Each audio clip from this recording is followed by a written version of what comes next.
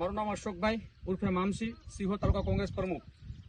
નવા જાળિયાના સરપંચ અને ઉપસરપંચ એમની જે 2 દિવસ પહેલા ફરિયાદી મળેલી હતી કે અમારે ગૌસરની અંદર પોલ નાખી રહ્યા છે, ત્યારે અમે કામ બંધ કરાવેલું અને શનિ રવિનો દિવસ હતો.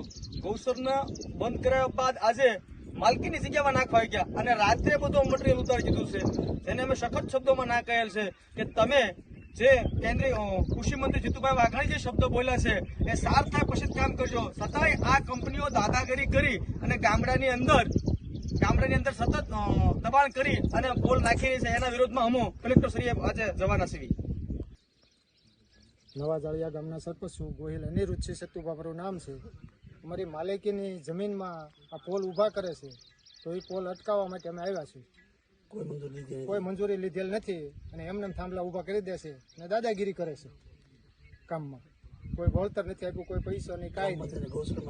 ગૌશરણમાં એમને ઊભા કરી દીધા છે ને હવે અમારે માલિકીમાં ઊભા કરે છે, તો અમારે અત્યારે આ કામ અટકાવવાનું થાય છે.